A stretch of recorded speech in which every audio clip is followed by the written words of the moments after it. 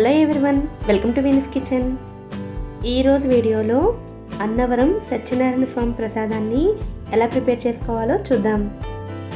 కొన్ని సీక్రెట్ ఇంగ్రీడియంట్స్ని ఉపయోగించినట్లయితే ఈ అన్నవరం ప్రసాదాన్ని ఇంట్లోనే చాలా రుచిగా ప్రిపేర్ చేసుకోవచ్చు.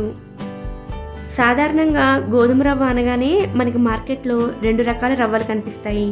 ఒకటి ఎర్ర గోధుమలతో చేసిన జవ్వ రవ్వ, అలాగే రెగ్యులర్ గోధుమలతో చేసే బన్సీ రవ్వ. సత్యనారాయణ స్వామి ప్రసాదాన్ని ఎర్ర గోధుమలతో చేసే రవ్వతోనే ప్రిపేర్ చేసుకోవాలి. ఇప్పుడు ప్రసాదాన్ని ఎలా ప్రిపేర్ చేసుకోవాలో చూద్దాం.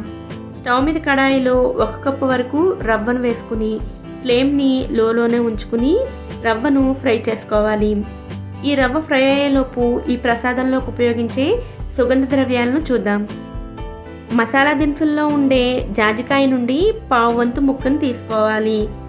అలాగే చిన్న ముక్క పటికను తీసుకోవాలి. నీటిని శుభ్రపరచడానికి ఉపయోగించే పటికను తీసుకోవాలి.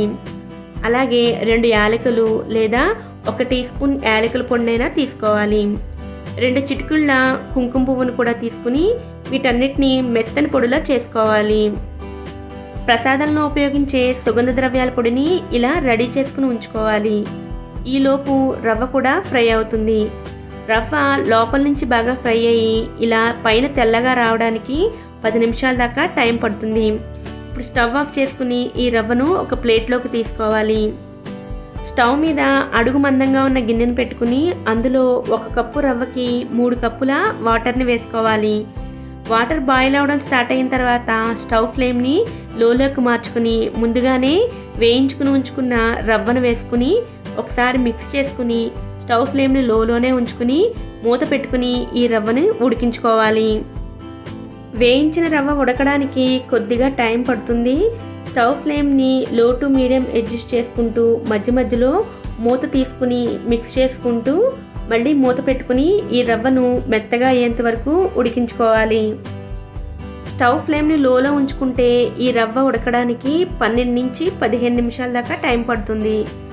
రవ్వ పూర్తిగా ఉడికిపోయిన తర్వాత ఇందులో ఏ కప్పుతో అయితే రవ్వను తీసుకున్నామో అదే కప్పుతో 1 కప్పు పంచదారను వేసుకుని మిక్స్ చేసుకోవాలి.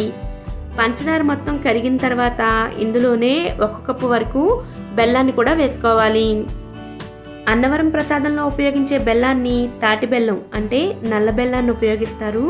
మీకు ఆ బెల్లం అవైలబుల్గా ఉంటే అదే బెల్లంతో ప్రిపేర్ చేయండి. బెల్లం మొత్తం కరిగేసరికి కన్సిస్టెన్సీ మరికొంచెం పలచబడుతుంది. ఇప్పుడు ఈ బెల్లం పంచదార మొత్తం రవ్వతో బాగా కలిసి ఉడికి కన్సిస్టెన్సీ దగ్గర పడేంత వరకు కూడా కుక్ చేసుకోవాలి. కన్సిస్టెన్సీ దగ్గర పడేటప్పుడు కంటిన్యూస్గా మిక్స్ చేసుకుంటూ ప్రిపేర్ చేసుకోండి, లేదంటే అడుగు పట్టుకుంటుంది. కన్సిస్టెన్సీ దగ్గర పడ్డాక ఇందులో 1/3 కప్ నెయ్యిని వేసుకుని నెయ్యి అంతా బాగా కలిసేటట్లు మిక్స్ చేసుకోవాలి. నెయ్యితో పాటుగా ముందుగా రెడీ చేసుకుని ఉంచుకున్న సుగంధ ద్రవ్యాల పొడిని కూడా ఇందులో వేసుకుని మిక్స్ చేసుకోవాలి. ఈ సుగంధ ద్రవ్యాల పొడిలో వేసిన పటికను స్కిప్ చేయకుండా వేసుకోండి. పటికను వేసుకోవడం వలన ప్రసాదం 2-3 రోజుల తర్వాత కూడా ఆరిపోయి గట్టిగా అయిపోకుండా తడిగా ఉంటుంది. కన్సిస్టెన్సీ దగ్గర పడి నెయ్యి పైకి తేలుతుంటే అన్నవరం ప్రసాదం రెడీ అయినట్లే.